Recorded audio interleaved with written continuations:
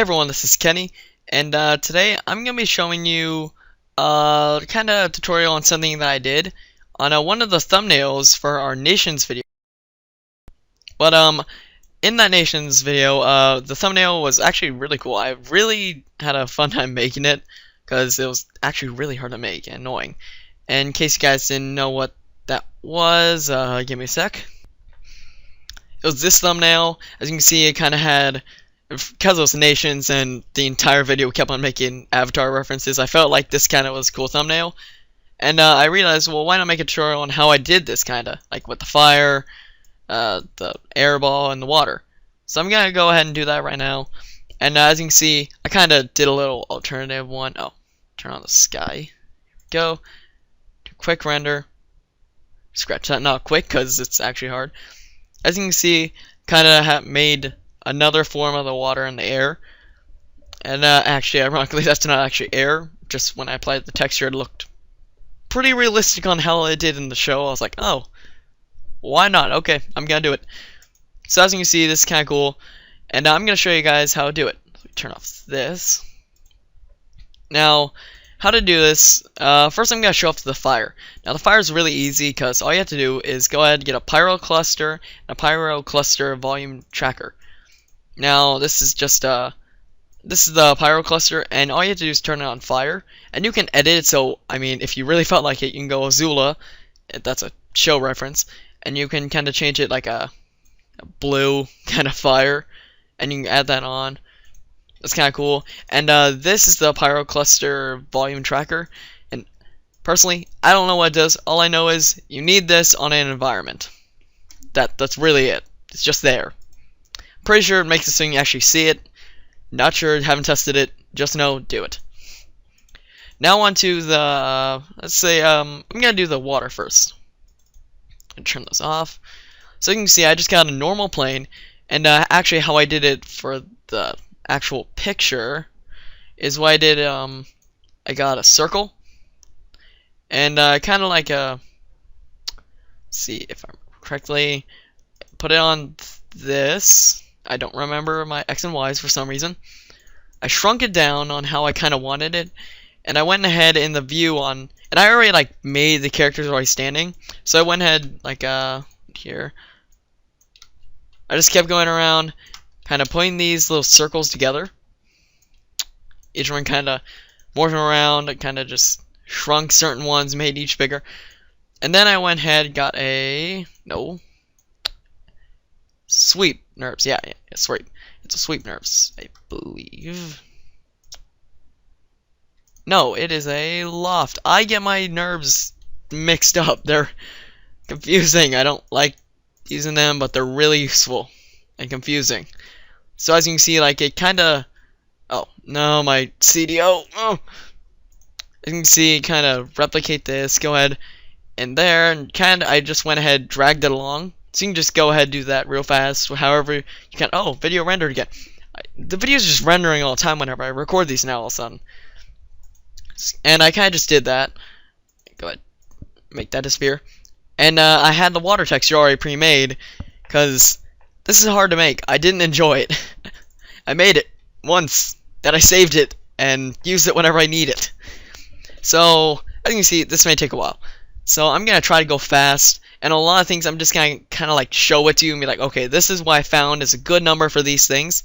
So first off, you need to add a Fresnel. In case you didn't know what a Fresnel is, oh, I can't. No. Okay. Well, it's that.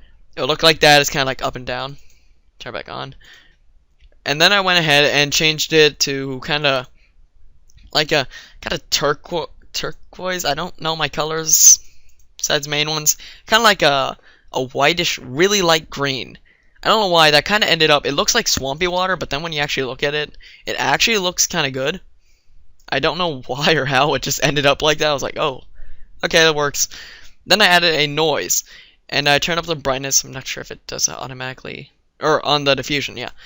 And I went ahead and did this, turned to wavy turbulence, and I kind of just changed up a couple of numbers. I don't remember what I did. I just did, so seed 665 and octaves.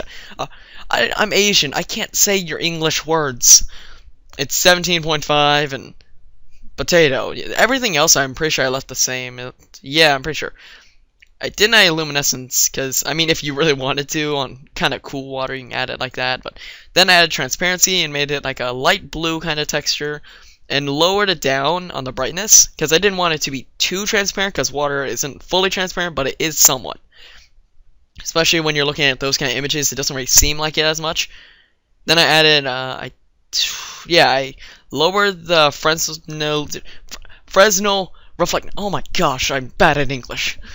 And then I changed the absorption color. Hey, said that one right. Yes. Changed it to kind of a light blue green color thing. Works for me. And then I turned on a Fresnel reflection, yeah, and made it kind of like a really light gray. You know, it's like kind of barely on the border of gray, and lowered the brightness down because when it was 100%, if I remember correctly, it was kind of too much. And let's see. Yeah, it's a little too much. I mean, it depends on kind of the scene. A lot of this is just kind of like that. It's, okay, on this kind of scene I want it to be like this. On this other scene I want it to be like this. Gonna leave it at that, because that's kind of like what I've always had it at. A bump, I added a layer. And as you can see, I turned up the strength. And I added two noises. The first noise I turned to overlay. Now this I never even heard of until I was making armor that can change into any color. And I'll kind of show a tutorial on that later. And basically, this makes it so this is over that. Basically what overlay sounds like. So what I did is I made this 70%. And I did basically the same, but I made that into 5 instead and turned that up to 300. I believe, yeah, that's all I did. And the second one, turned up to 90, change it to normal. Actually, I think it's normally like that. Normal's normal. And left this at, pretty sure I left it at Naki and turned this to 6. And I don't think it changed anything else, no. And had specular. And I changed the spectrum. Usually I'm against specular, and I say that wrong every time. And I turned up the height this time because to make it kind of like a reflection of the water, because water reflects things. It's how water works.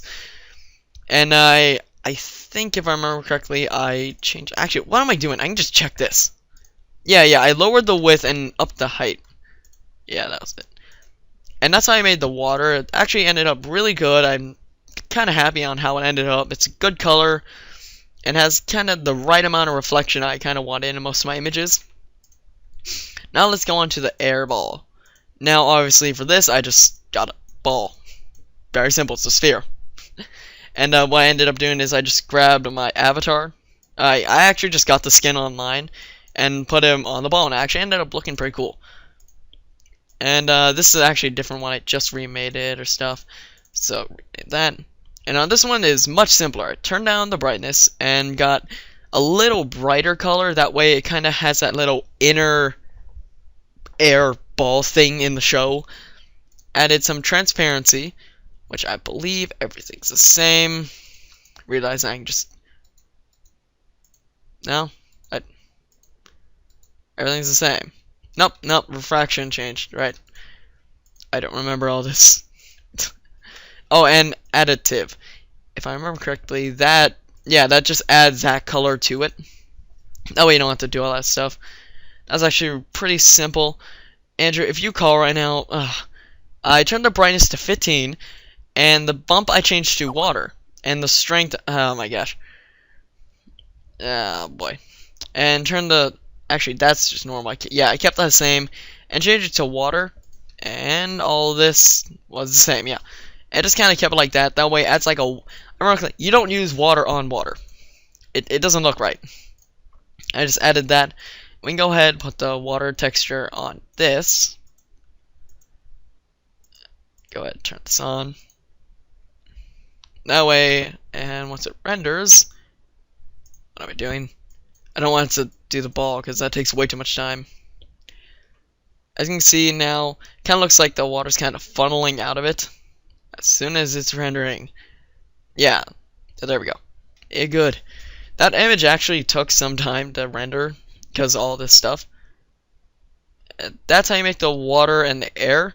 Those are the hardest ones just because of the textures.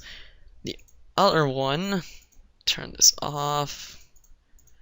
And for turn this.